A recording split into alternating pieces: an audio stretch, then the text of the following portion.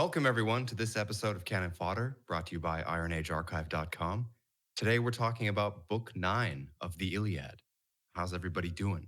Good. I really enjoyed this book. So did I. I was going to make a special note of saying I had fun with this one, even though it's mostly just talking. I think we're getting to the point where I'm really starting to enjoy the process of doing this. That those sort of nerves and jitters are a bit out of the way. I'm able to enjoy the process of reading and thinking and preparing for this. So I hope that is reflected in what we do today. And I sure hope all of you at home are starting to get it too, because I agree with Bucklander. I'm starting to really enjoy it too. It's much less of a slog. And perhaps that's because we only read one book this week. But it's also a book with a lot of stuff in it. True. We don't have to try and squeeze a lot out of 7 or skim 7 and 8. But also we're a third of the way through this, guys. Feels amazing. Much less laborious than the movie, I suppose. I can't imagine watching the movie. You know, it would be fun for one of these post episodes is to get together and watch it. Right, yeah. And just shit on it. Movie of the year. So, Book 9. The Greek morale is low, and even Agamemnon weeps. The lords and the warriors meet together. Diomedes and Nestor criticize Agamemnon publicly and remind him that he must be a leader. He must delegate and he must make choices. Nestor also suggests that Agamemnon should apologize to Achilles. Agamemnon accepts this criticism and admits that he was wrong when dealing with Achilles. And instead of an apology, he decides to shower Achilles with gifts, including the return of Briseis. Achilles' tutor, Phoenix, Odysseus, and Ajax, his bestest buddies, are sent to Achilles' tent to try and convince him to return. Achilles receives them as a good host does and fires up the barbecue. They eat and drink together. The arguments are made and Achilles rejects them all. He articulates that he fully intends to take his crew and depart for home on the morrow. He is adamant that nothing but Agamemnon's complete and total public humiliation will satisfy him. The embassy to Achilles returns to the main camp to report their failure. Diomedes calls the attempt a waste of time and pumps up the Greeks for the unavoidable fight ahead. So, certainly, Agamemnon does not get it. He's crying at the beginning of this, and of course anyone would. They were routed pretty heavily in the last book, and now the Trojans have tents and campfires right outside the Greek sea walls. It's interesting that Diomedes is able to say to him, you're an idiot. Yeah, well, he says something really close to that in my translation. This isn't Achilles in book 1 blustering at Agamemnon, and Agamemnon blustering back. Agamemnon kind of is knows he's on thin ice at this moment, doesn't he? Well, yeah, and he even suggests hey, and this time for real, we should probably go home, right, guys? Are you guys ready for real this time? And to that, Diomedes says, Agamemnon, I will begin by taking issue with you over your stupid proposal in front of everybody. Agamemnon's making the same mistakes that we've already seen. Paris has given this offer to the Greeks of everything they want except that one essential thing. Except the reason you're here. Yeah. But now, the same way, he lists off this big list of things that he's going to give, including what he thinks Achilles wants, which is Briseis. But really what he wants is a groveling and humiliated Agamemnon at his tent. Yeah. And he won't do that. He won't apologize. But here, you can have all this stuff. And then when we win, you can have all the plunder you want. You can fill up your ship first. And then when we get back to Greece, you can marry one of my daughters and I will give you the bridal gifts instead of you giving me them. It's a pretty nice compromise, though. Well, yeah, if you're into materialism. What comes out about this moment and this book in general to me is, and this isn't really anything to do with the story or what the story is doing, in the modern world, but I really want to talk about it. The more I read this, the more I'm impressed with this as a story, and that we tend to have this idea of anything, whether we subconsciously, I think anything that's old is a bit basic and primitive. But this is storytelling at its best, right? That we're a third of the way through, and the process that we've gone through with Hector running through the Greeks And like narratively, they really need Achilles. And it's really nice up until this point, the way it's been put together, why they need to go and get Achilles, which sounds sort of tautologous. And it might be like, why is that need we're saying? Let me say this. Was it Matt Parker and Trey Anastasio? Trey Parker and Matt Trey Stone. Parker. Trey Oh, Parker yeah. and Matt Stone. I watched this video of where they're talking to one of them. He was saying, like, when we sat down to write South Park, we knew that we wanted to write stories in a different way than how a lot of like sitcoms write them, which is sort of this happens and then this happens and then this happens. It's and as a conjunction. And what they went out to do, which is a basic idea in storytelling, but often gets missed, is this happens because that happened. Because so that there's this really like there's this chain of necessity in a South Park story, ideally. And like the recent series where they've been shit, people have said, well, it's because they've lost that. I don't know if you guys want to talk about this, but it just came to me this week that like I really appreciate that chain of necessity in events because it's done, I think, really elegantly. And it's maybe one of the reasons this is, we're reading this 2,800 years after it was written, that it's so well done in putting together that chain of necessity that like, here's Agamemnon on the shores of Anatolia racking his brains about how can I get this guy back to help me? Because I really need him. Yeah, and there's something very dramatic about how the tides of battle turn and how one day you're sitting on top, you're sitting pretty, and then the next day it's like, oh, I'm in dire straits, guys. And not being able to play your trump card. And at the end of the day, not really willing to play your trump card because it would require you to grovel in the sand before Achilles. If Agamemnon was a competent leader, he would, because everything is at risk now, get on his hands and knees, get on his belly before Achilles and apologize. But he won't do that. So does he really want to win the war, or does he want to win the war his way? Well, if I can, from Agamemnon's perspective, I would say something like, if I go down and grovel to Achilles, that's going to defeat the whole purpose of what I'm trying to accomplish here. This is about my sovereignty, my majesty. And if I go down and grovel, this whole exercise has been for nothing, whether I take Troy or not, because I don't really care about Helen. I care about power. And if Achilles can get me to do this, then that undermines my power. So it's really a question of differing objectives, because the stated objective is to take Troy and get Helen back. Well, he's appealing to Achilles because he needs him. He needs him to motivate everybody else, because he doesn't have the honor or integrity to motivate all his generals, and that's being seen. They lost the last battle. You could tell there was some disheartenment.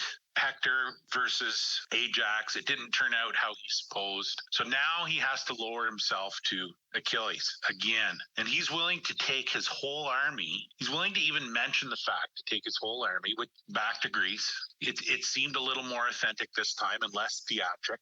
But he knew that he had to go to Achilles on bended knee and give Achilles. He didn't even have a demand of what Achilles wanted to go to battle, and he offered him plenty of riches because he thought that that's what motivated Achilles. Obviously, that's not the case. The key question, I think, in this conversation between the two is honor, and who has honor, and who's able to define that honor. And through that honor, it gives them power over others because others can look up to them as a leader. And your take is exactly correct, Cinder, in that Achilles has the honor that everybody looks up to. Yes, he's a great warrior, but they will follow Achilles into battle because in some eyes, he's maybe the ideal man or the ideal warrior, the winning warrior. And Agamemnon, well, he's been birthed through nepotism to hold this position. His brother's dead. They've been there 9 years, not very much successful, and they're fresh off a loss. He's appealing to Achilles because of Achilles' ability to have some honor and to say no to him. That's why, coupled with the fact that he's the best warrior. In Cantonese, we actually have this common parlance, "bay mean," which means to give face. It's hugely emphasized, these kind of political or it's these interactions where you have to give a little to get a little. Maybe that's one of the things that Greeks don't fully embody or comprehend. Agamemnon is trying to give a little to get a little. And it's kind of like, we both want to save face here. So that's what I'm trying to negotiate with you, Achilles. Maybe the Greeks are very like absolutist, take this very absolutist attitude. It's kind of all or nothing. Or maybe just Achilles. Achilles has an axe to grind now. This isn't just some guy asking Achilles to do something. This is the guy that has upset Achilles. And look at how he approaches the negotiation. He says, I'll give you this. Achilles doesn't ask for that, but he says, I'll give you all this gold. And that's Agamemnon has access to all this gold anyway. It means, his first offering means nothing to Agamemnon. But Achilles wants something that Agamemnon wants as well. They share the same goal, and that's pride and honor and the soft things, the intangibles. From a Cantonese cultural perspective, I would say that that's a pretty good compromise. You guys did not really agree with that. I'm hard-headed. Well, but it's personal. Yeah, it is personal, but it's also very much a win-win in a sense because Agamemnon offers it may not be a groveling apology, but it can kind of be taken as that. It's kind of like an implicit apology. Well, and there's also another portion to this, which is what Achilles is negotiating with is his life. So he knows that if he goes back to fight for Agamemnon, he's going to die. So none of these things, this whole, you can come back with me and marry one of my daughters, that doesn't matter to him. He knows that if he goes back to fight, he will die here in Ilium. So while it is a good compromise, objectively speaking, to him, it's sort of meaningless to go back and die for Agamemnon's cause. Do you think he's a little bit undecided about which fate he wants to choose, whether to die in battle or to live an old man? I get that impression. I get the impression that he's leaning towards wanting to fight, but he's got to be in the right. Everything has to be right. If he's going to die, it's got to be on his terms. Right. Not for a pile of gold, not for a wife, but for honor and victory. And that pile of gold that Agamemnon has access to is going to come in later as to why that's offensive to Achilles that he has access to this pile of gold. From what I understand, these cities that Agamemnon has promised to Achilles had not even been captured yet. Mm-hmm. It's sort of, when we get them, you can have them. There's some reading of it that the Greeks didn't even have these cities yet. I believe that they're hometown cities. I think they're on the island of Pylos, which is in the Greek protectorate. So the only thing that Agamemnon actually has on hand are the 7 lesbians. Yes. And he's also got some braziers, right? Yeah. He's giving them, yeah. Or brazier. How do we pronounce that? Yeah, not for the lesbians. To be in that tent. He's got the infield for a lesbian softball team. Here, you can have these 7 lesbians, but they're the contemporary rendition. What were we talking about? I'd like to talk about what Jeff brought up, face, because I think that's a good pivot into the wall. Yes. I'm not sure we talked about this properly last time, but the Greeks have built this wall, and it's an odd thing to do as an army besieging Troy. I'm not talking about this from a tactical point of view of, earthworks, fortifications that, the style that developed in the Middle Ages. But I mean, narratively, it's odd because these are the guys who are supposed to be on the offensive. And it symbolizes they've hit the wall. They have lost their ability to impose themselves on the battlefield. So now they need a wall. And I was thinking about the sort of symbolism of a wall and what it means. And it very much, comes to me that walls are built by people when they can no longer go further or when they're no longer able to enforce their will. So I can think of 4 or 5 examples of walls that are really significant. Classically, I can think of Hadrian's Wall and the Great Wall of China. And with that is the other wall that the Romans built in the north. In Britain, there's Offa's Dyke, which is a wall of a sort. And then there's the wall that Trump said he was going to build in the modern political environment. So I'm talking about this to not get just stuck into the Iliad, but to talk about what the symbol means. And so there's two things that walls do. They keep people in or they keep people out. The Great Wall of China, it's used to keep out these, Mongols. But the other thing is there's theories that it's actually more so meant to keep in the Chinese peasants because you have to civilize peasants. You have to domesticate people to work the land. And that's what the Chinese peasantry is. It's interesting that the Great Wall was built around the time when Spengler makes the culture civilization distinction in China, right? But it's not interesting. It's exactly the point. I mean, it is Yeah, that's what I'm saying. interesting in that sense, but it's not a coincidence. But it's also because China has realized, like, okay, well, we're not really going to go further. But ironically, they did go further many centuries later. Yeah, but into what? Like into the desert. To the desert, yeah. Into mountains. It's not really a significant possession in the ancient sense. They wouldn't have known what to do with it. It would have been a liability for the Chinese Empire rather than a resource. So what you're saying is build that wall is the political messaging of failure because a truly strong society would chant enforce that law. Right. Because the laws are already there. Right. That's exactly. It's easier to try and sort of keep people out instead of enforcing the law because that sort of feels mean. It feels less mean to sort of prevent the problem happening in the first place. The wall is a reactionary technology to cultural decay or the transformation from culture to civilization. It's the last gasp of trying to impose your will. You think about what it physically means. It means the empire ends here. This is the edge of the empire. The empire ends here. And then you take that to the kind of other meaning. Oh, the empire ends here chronologically as well. That's a perfect way of putting it, Jeff. I'm jealous. It's definitely something to hide behind. There's no offensive salvo going out to stop people who are attacking your civilization. It's no, we're going to hide behind this and hope this fortification is enough to stave off us having to face something in the open field, which in this analogy is unmitigated illegal immigration. Exactly. In the words of, he was a mediocre general. He was nothing compared to Montgomery.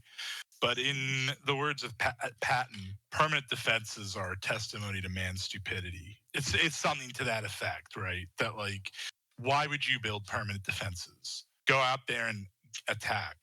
Why have the walls of Troy? Because you can live in harmony and steal people's wives and become a degenerate society. It's an easy thing to do. It's hard to live out on the steppe, on the grassy steppe, living in the animal amongst your animals. It's a pretty tough life. And it's pretty easy. It's pretty convenient to, if you have a civilization that can muster that kind of technology to build a wall and stay behind it. It's lazy. It's we have shopkeepers to protect we have a mercantile exchange that we need to ensure that keeps our nobility strong and rich and fat. It's a cope. And that's a great point that you brought up. I take issue with that Patton comment, but that's a conversation for a different time. As the resident Yank. Come at me, bro. If he didn't slap that soldier in North Africa, things would be very different. Oh, well, who cares about that? The Central Command cared about that quite a bit. Montgomery was a showman. Patton slept on the ground with his soldiers. I know where this is going, and I don't think it's going to be enjoyable for the listeners. Join us next week for Patton Cast, episode 368. Can we bring VDH on for that one? Yes, we can. Okay. I'm all up in his DMs. Are you actually? No. I wouldn't burn that bridge before I'd crossed it. But he'll be on in future episodes, I'm sure. He will. We'll give him an offer he can't refuse. I just had this image of kidnapping VDH so that he would come on my history podcast. A muffled VDH under a pillowcase. Giving the classic, like, thanks for being here. Oh, thanks for having me. That'll be one of the weirder crimes ever committed. To kidnap this cranky old almond farmer to come on to a podcast about the Iliad. The ancient Greece. Anyway. He'd probably sit and do it, once we got him there. He'd probably want to do it. All right, how do we get this back on track? Yeah, I think that's a great analogy or a great metaphor with the wall. And there's so much. I mean, the wall as a symbol is something that you could spend your life talking about. Sure, and there is the aspect of a real practical utility, but in a macro view, it definitely does have different meanings. When you go out and you look at stuff, this generation is very illiterate when it comes to symbols. And people will say things like, why do you care? Why do you care about that? This coming down. It's just a symbol. But the same people will say, you've got to tear that down. It's a terrible symbol. But the wall as symbol is a good example of that. It's not just what it does, it has a real content behind it. The biggest area that you can see this is in our society is the loss of appreciation for religious symbols, because that was how these things were communicated to a people who were not the most sophisticated people, but certainly were more sophisticated than us in their ability to look at symbols. And the wall as symbol is a good example of that. Maybe one day we can do a deep dive in some IAA show about the language of symbols, because I think that would be a lot of fun and really, really interesting. We can kind of gather that the walls of Troy did something to Trojan culture as well, where they became this, that inside here is the only place civilization exists. Out there, we don't go out there, Yeah, they're smug about it, aren't they? Yeah, and you can see it, I think, translated in Priam's relationship with Paris and how this whole thing started. Well, I don't need, I have a son. I can listen to my schizophrenic daughter who's always talking about things in the future, and I can get rid of him. Well, I don't want to get rid of him. I can just get it. It's a whole attitude that these walls provide. It's a whole sense of safety and entitlement and false security. Well, and you're sort of locking yourselves into a doomed future because Troy is a city, not a civilization. What do we know about Trojan civilization? It was the Greeks going to the Troys, not the Trojans going to the Greeks. I also want to say they're Greeks by another name. I don't know how much it means to talk about Trojan versus Greek civilization. These are Asian Greeks, as far as I can tell. That's fair. Can I do a plug for something? Because this is a nice moment for this. Jeff got me watching Jonathan Pageau this week. There's some really nice conversation with Richard Rowland, who is they're both Orthodox, and they do a podcast about universal history. And of course, they talk about the Bible, but they do a really nice conversation about Troy. Because as we said at the beginning of this, you have two things for the Western civilization. You have Troy and the Bible. And if you go far enough in literature, in our idea of ourselves, there's some connection to Troy, right? The British are founded by a Roman, which is founded by the Trojans. And they do a really nice conversation of this and the symbology behind Troy and Rome. And I really recommend that. And if we can remember to, whenever this goes up, put that in the show notes, I think that'd be a really nice supplement to go with this. Also, potential future guest, Jonathan Pageau. Yeah. I don't know why you're laughing. Like, the spies are already infiltrating everywhere. Logistically, he'd be easier to kidnap. I mean, he's closer to me at the farm. Yeah. Potentially. Yeah, I imagine VDH would have like an arsenal at his disposal. He's already prepared. He deals with a lot of trespassing every day, so. He has a wall around his house. Actually, I've seen it. One of his interviews. I've seen it from my car. Yes. I wasn't throwing rocks at his window in the middle of the night, but it was on TV. Come out and talk about the Iliad. Well, Phoenix, Odysseus, and Ajax are making their way towards Achilles' tent. And they come in and make these arguments to get him back in the fight. And this is one of the few times, or perhaps the first time for me, where I'm on the side of Achilles. Jeff can put down his lawyer's wig, his defense lawyer's wig, because I'm totally on his side for the arguments. Achilles has offered everything that Agamemnon put up. Odysseus goes through the whole list and tells him these things are what's available to you. If only you would give up this heart-rending anger and yield, this word. And Achilles comes back quite curtly and says, Odysseus, I had better tell you point blank now how I feel and what I'm going to do. I don't think Agamemnon will win me over. And this is the point to the gold earlier, Laurentian.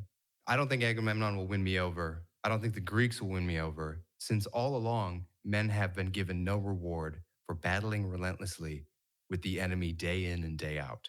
The man who stays put gets the same share as the man who fights his best.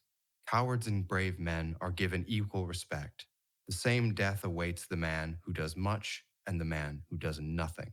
I have suffered constantly by risking my life in battle, and has left me no better than anyone else.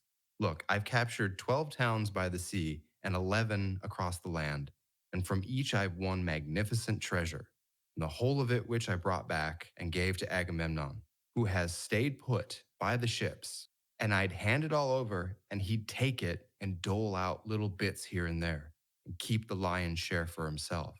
Our leading men still have the prizes that he gave them, sound in their possession. I am the only one he has robbed, the only one. So he's saying that, yeah, he can offer me all this gold and treasure, but he didn't win it. He's giving me back what I gave him because it's the honorable thing to do. And not just him, there's other guys there too. There's very little he can offer me that I cannot win for myself. You've made the wrong offer. You don't value what I value. You think you can buy me off with trinkets and material gold, and that's not what I value. I value my life and my honor. And all the men around here that have fought for you, they have received nothing. You've taken it all.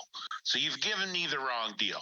You don't even understand me enough to give me a proper offer. We're on completely different terms here. And to further iterate how wrong this offer is, if Achilles accepted all this stuff, he has to surrender. He has to submit to Agamemnon.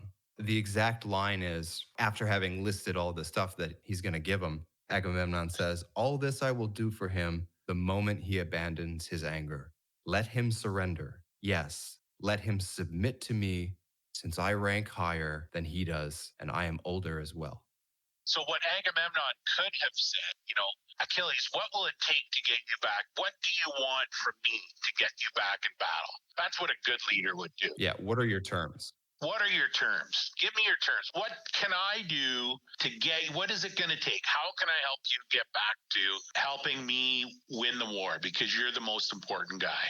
Instead, he throws him things that Achilles already had, he already earned on his own, and gave them in tribute to Agamemnon. That's how little value Achilles holds on it. And Agamemnon can't see that. He can only lives in his own bubble. His poor leadership skills come out once again. But it's also because the currency Agamemnon cares most about is his sovereignty and his power. And so a mountain of gold means nothing to him to get Achilles to recognize Agamemnon as his superior.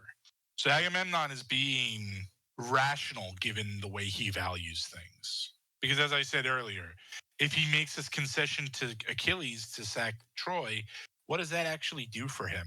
Because the whole point of them being there is become like Agamemnon as king. The Agamemnon show. Yeah. So in response, Achilles says to this, I hate his gifts and value him at one splinter. Not if he gave me 10 or 20 times as much as he possesses, would I accept it. I am marrying no daughter of Agamemnon. She could be as lovely as Aphrodite and as skillful as Athena. I would not marry her. So he's pretty adamant. And the only thing, in my opinion, he'll accept is the groveling Agamemnon, the groveling Greek overlord. So we find ourselves at an impasse. By the way, what don't we know about Athena? What skill is he talking about? She could be as beautiful or as skillful. Never mind, we'll cut this. Have you guys ever been attracted to maybe not a classically beautiful dame who's very skillful at something? Skillful at something. And for example, a woman who can cook, right? Sure. Yeah. But she'd cook really well, like Olympian cooking. Yeah, see, it's just crickets. Well, I think, women can exhibit certain skills that translate into how good of a wife and how good of a mother they'll be. And I've known girls that could do things well that I've appreciated. But we'll say somebody like Danica Patrick, right? Like I wouldn't date Danica Patrick because she's a great race car driver. You can't translate that skill into something applicable in life beyond driving a car really fast. Well, for somebody who's like a Greek warrior king, a woman who's wise in politics or gives good advice is probably something that's attractive as well. Well, attractive to your political aspirations, but like I wouldn't want to marry a woman that was really skillful at something that wasn't hearth oriented, because I feel like that would be a symbol of her, like, in the future not having the right priorities. Do you guys remember in the movie 300, Leonidas' wife? yeah, Yeah. She exhibited a certain statecraft, right? A certain savviness, political savviness. savviness. Yeah. Yeah, if you're a king, you're gonna need your queen. And I'll speak to this, and maybe too much personal information, but you need. Aren't you the queen in this scenario? Well, maybe I may be more of a princess some days, but if you're going to operate at a high level, like Agamemnon is, we'll say, and you can see that. I think her name is Clemestra, if I believe. Clytemnestra, yeah. She has some pull there too. So if you're going to operate at that high level of political operation, you're not going to be able to do that on your own. You're going to need somebody watching your back all the time. If that's not your specialty, then you can enjoy some of the finer aspects. But definitely, if you're in a position of power or seeking power, to have a partner with you equally is definitely advantageous. Well, I have to maybe clarify that there's a number of really good examples in British history where having queens that were too politicking was not an advantage. And actually, the best thing I think for a queen is to just focus on making an heir, because when they start to politic, usually there's some conflict with some chancellor or something who's trying to hold the kingdom together, and the queen is interested in her personal agenda, not the agenda for the kingdom. Let's look at how Hera is operating in Olympus, and that's what you don't want. Yeah. Oh, it definitely can happen. There's no doubt, but I think it depends what kind of position you're in. And I use Vito Corleone's wife as a great example. You never saw her as an operator, but she held a lot of power within the family, especially amongst two children. So I can definitely see the need for someone of her presence, especially in a family. To make a more contemporary reference, I've been rewatching The Sopranos, and Carmela is an operator. She knows what she's doing. She's pretty good at it too. But you have to have them in accord, I suppose, is the point. You have to have the same objectives. 100%. Laurentian and Jeff, can you imagine cursing your children the way Phoenix's father does? For the listeners at home, Phoenix slights his father at his mother's request. Phoenix's father's reaction is to request that the Furies make him barren, to reduce his sperm count to 0, to make him unable to have a child. Because Phoenix slept with a girl that Phoenix's dad was into, and Phoenix's mom went, "Hey, can you bang this hussy? Can you bang this out so that your dad loses interest in her?" And Phoenix, being the good son, takes one for the team. And, yes, mother. And his dad finds out and is not happy. So to give a little bit more of the story, Phoenix then says, and then he wouldn't let me go. Was it his father wouldn't let him go, or his friends? His father wouldn't let him go and kept him sort of on house arrest. Yeah, and finally Phoenix escapes, and he goes to Peleus, Achilles' father. And Peleus basically adopts Phoenix as his own and gives him land and responsibilities. And there's a lot of fathering going on. There's bad fathering going on with Phoenix's father. There's good fathering going on with Peleus adopting Phoenix. And then Phoenix is doing good fathering by being a little bit of a surrogate for Achilles, although Peleus is still alive. Right, and he has an estate to run. So I have a little piece to read to your point, Bucklander, which is Phoenix in his request to Achilles, speaking of his childhood. Since then, godlike Achilles, all my loving devotion has gone into making you the great man that you are. You would refuse to go out to the feast or touch your food at home unless I was there. I always had to take you on my knees and feed you, cutting up your meat and holding the wine to your lips. So, in my own experience as a new uncle, having a baby sitting on your lap and having to cut their food for them at their request is quite an interesting sensation. I think maybe every father has this kind of great fear. And in a way, it's kind of like a fear of his own failure as a father. Also, this great fear that child is going to be the opposite of what you wanted for them. In the case of Phoenix's father, it's something that we might see as kind of trivial, right? But every father has this kind of worst case scenario in the back of his mind, and it's terrifying. So if my daughter were to do something really, really bad, say like a lot of fatherless girls do nowadays, right? That kind of bad stuff. I could imagine that there could be this great pain that leads me to not be able to look at her the same way anymore. And so to the question, it's like, yeah, I think that the back of my mind there are scenarios where it would just hurt too much, knowing that in some way it was my failure, but in some way it's also like this kind of it's like a curse. Somewhere along the line, you've been cursed to suffer this worst possible fate. I'd take it as, if we looked at Phoenix's father, first of all, his motivation for women outside of his own marriage, and then to castigate his son because he was upset about, his exploits outside of his own marriage. So he's a pretty shitty guy. And it sounds like he's pretty much a narcissist. And it's all about him. He doesn't care about his son. He doesn't care about Phoenix. He just cares about his own reality and his own extravagance.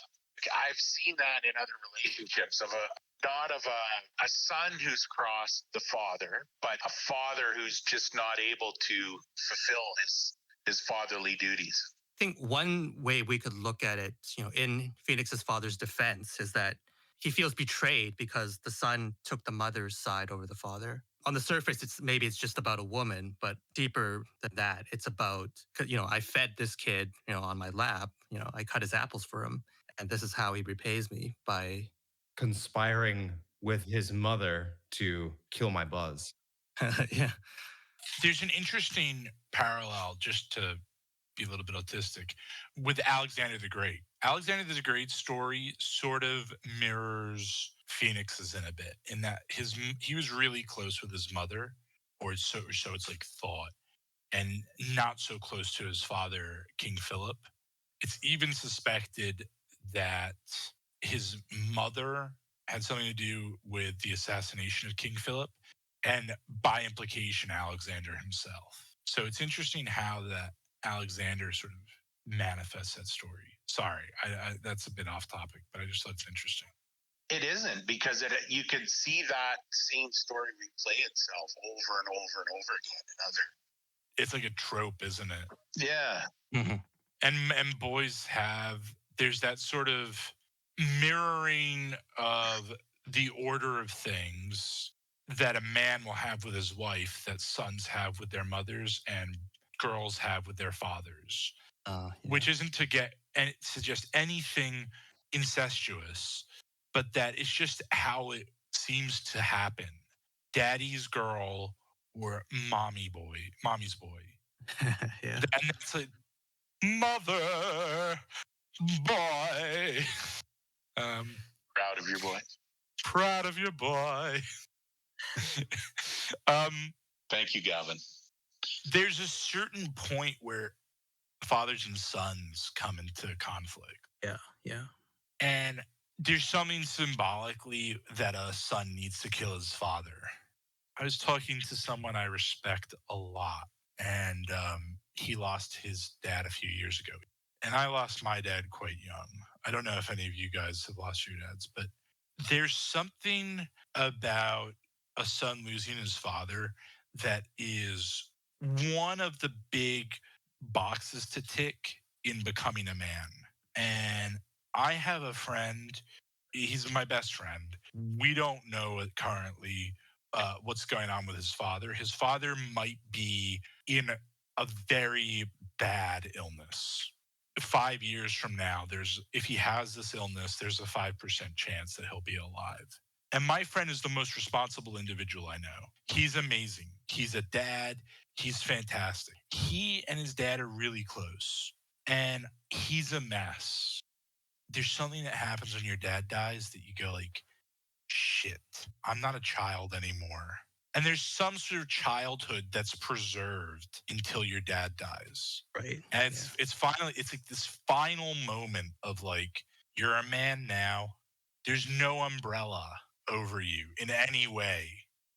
That's very true, but let's talk about the shitty dad. So that maybe is a negative consequence of a good father, is that dependence into later life of a great dad. And it's that it's a balance that I really suffer with, is that I want to be a great dad, but I want these kids to be able to function on their own, mentally, emotionally. I don't want to be the crutch for them. So when I was 13, my dad made the decision to kind of split the family up because he was handling family business in Malaysia. We're in Malaysia, and then we were kind of getting to a certain age.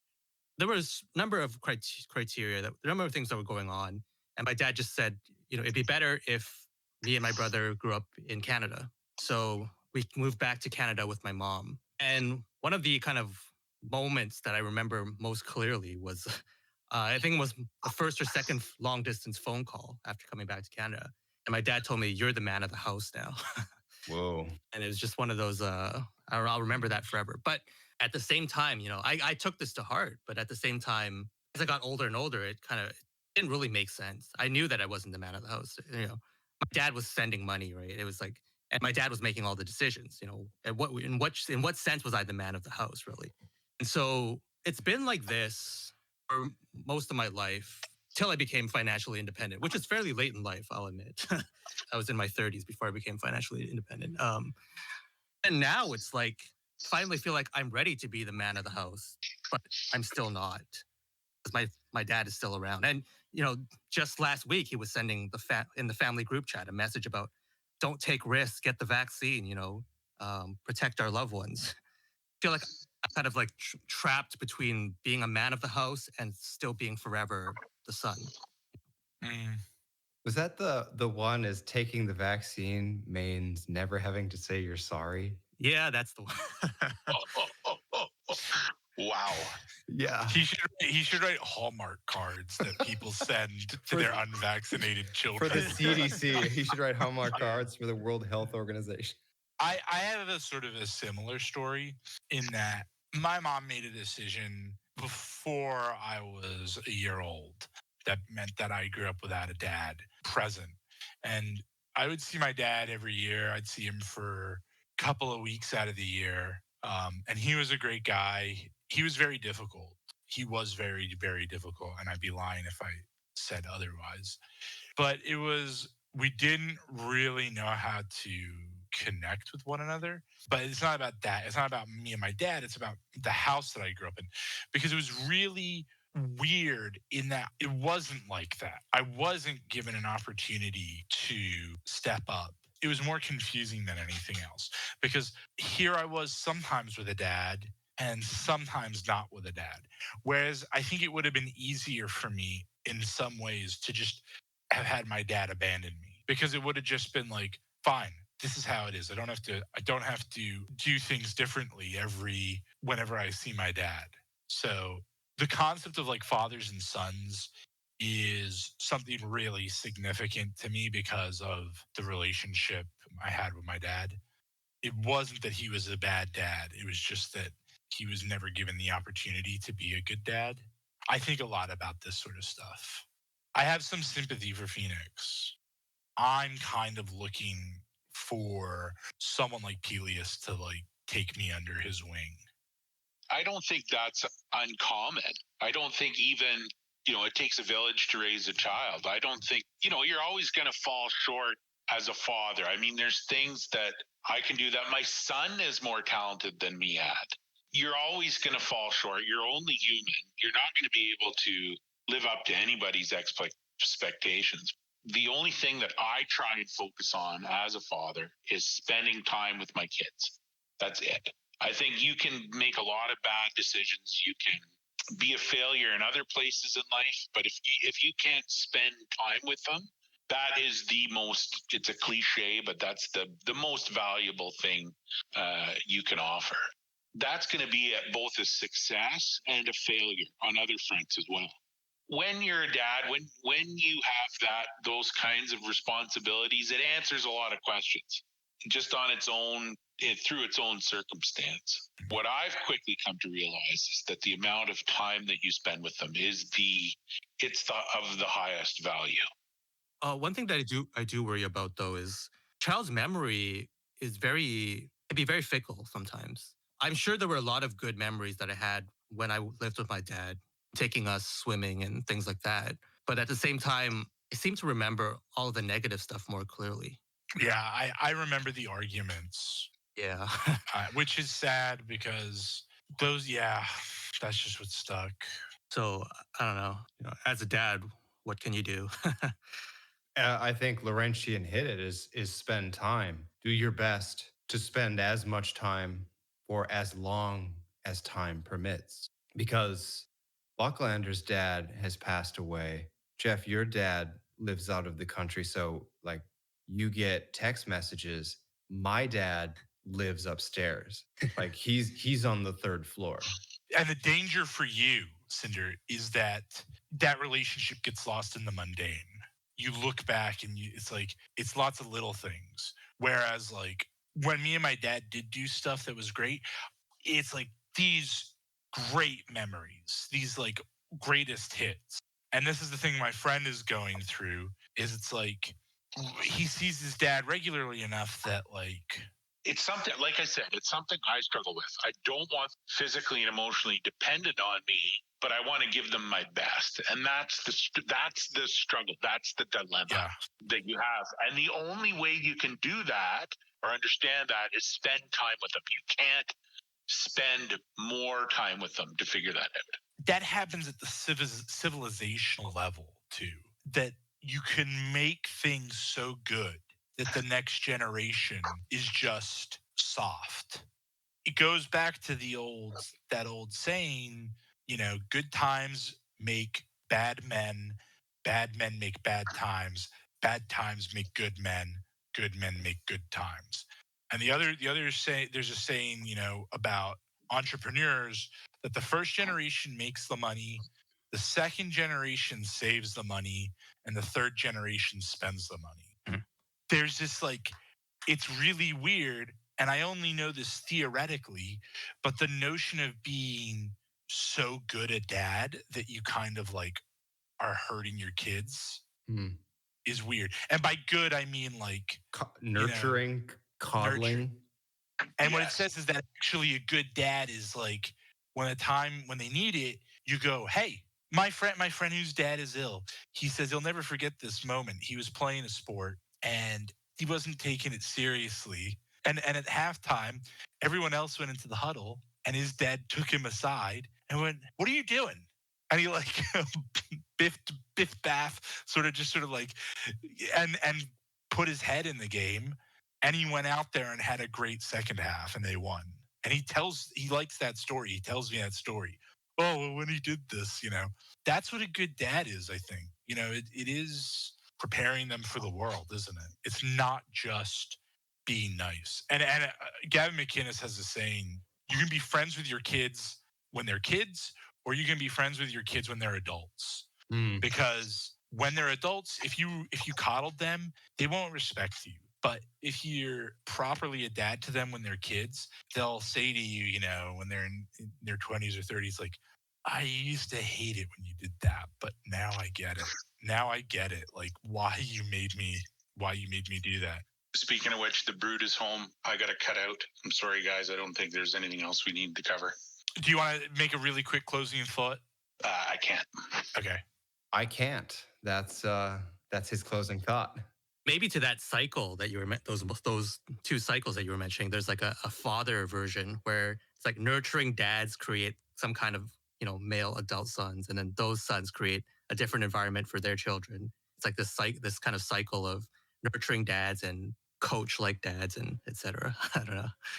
Yeah, well, my dad is rough on me sometimes when he doesn't make the tendies like I like them. So that has helped me build a lot of character.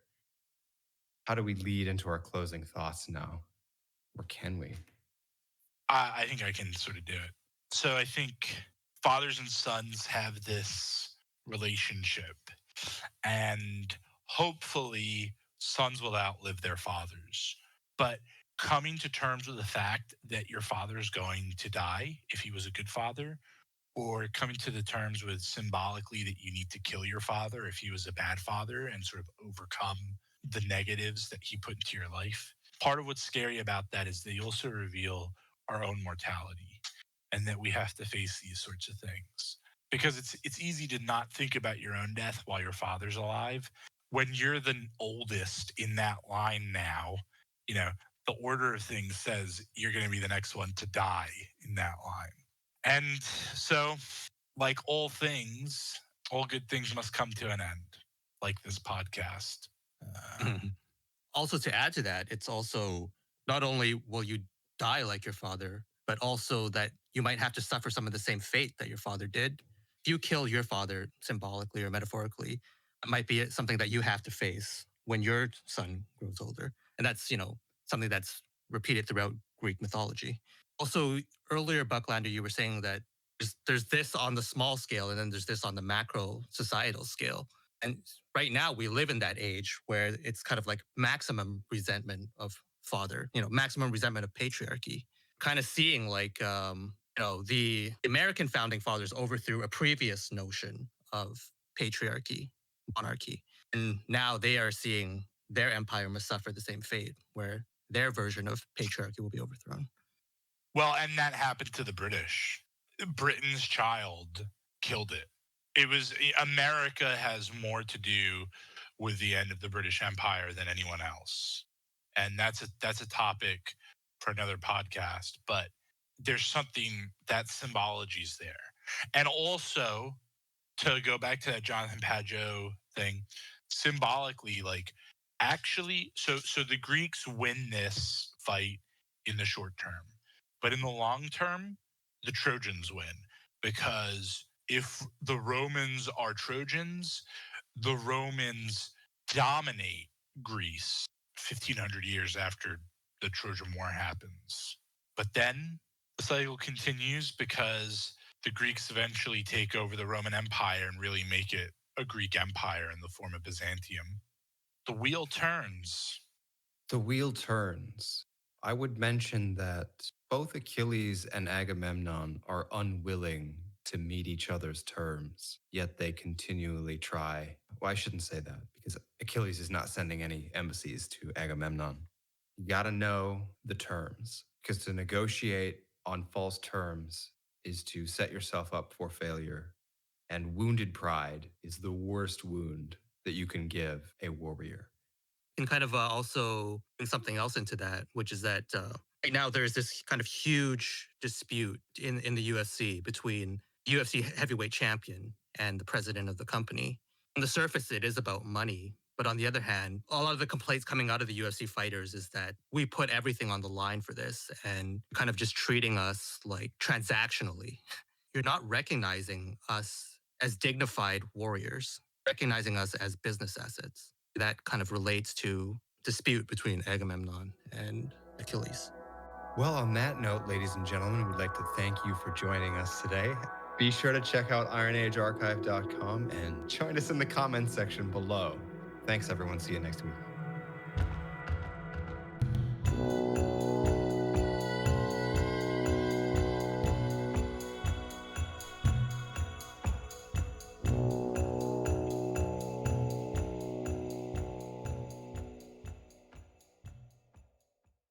In a world consumed by an Iron Age, the fires grow cold, the blood runs thin, the foundations crack under the weight of decay.